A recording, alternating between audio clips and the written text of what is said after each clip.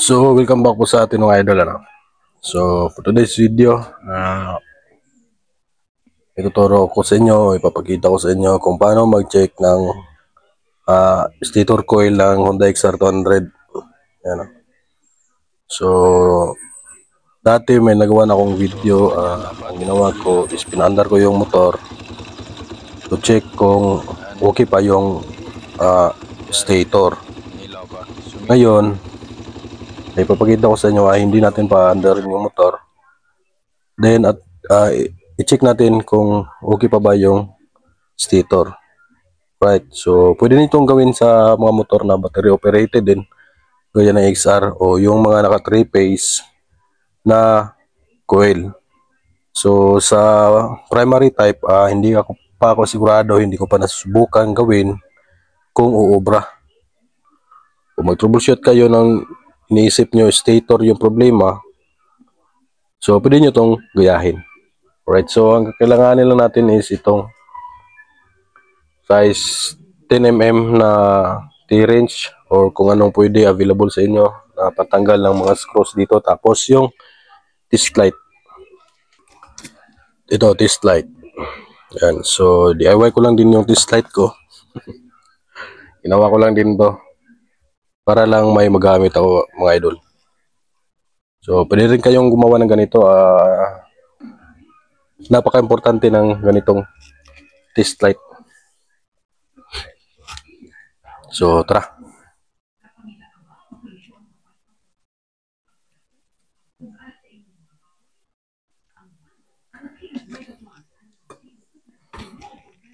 So kailangan natin luwagan dito yung mga bolt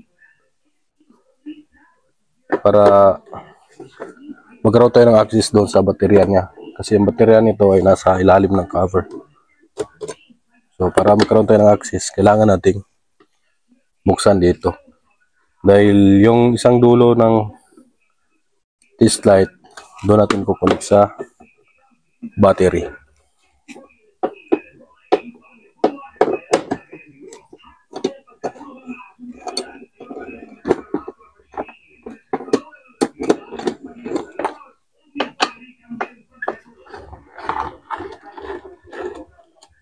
Yan. So ito na yung battery. So yung battery ko, binila ko na ng bago. Naging ano na, pang XR na talaga. Pero hindi siya yung original na Yuasa. Ano lang siya, Udi lang na brand.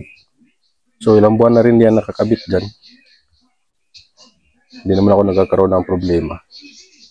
So ito, bali ang gagawin natin,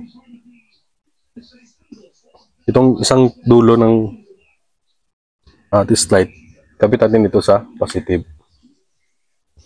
Bukan natin kung iilaw po. Lalagay natin sa body. Yan. So mangyayari nito, kapag tinusok natin yung dulo ng test light, dapat iilaw siya kung sira. I mean, since yung isang dulo ay nasa positive, ang hinahanap natin dito ngayon is yung ground. So once na umilaw ang ating test light, kapag tinusok natin doon sa socket mamaya ng stator, so meaning may problema yung ating stator. It's either may punit o nagkadikit o may putol. Alright, so tara, tingnan natin. So yung wire or socket galing sa stator ng XR ay dito mo kikita. Bali ito yun. Yan, so ugutin lang natin.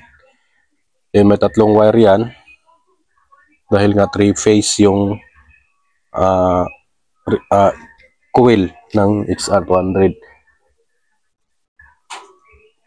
So bali ganito, kapag ito umilaw, pag tinusok ko to tapos umilaw, meaning may sira yung winding, yung coil. It's either may punit or may putol o may nagkadikit na sa ground.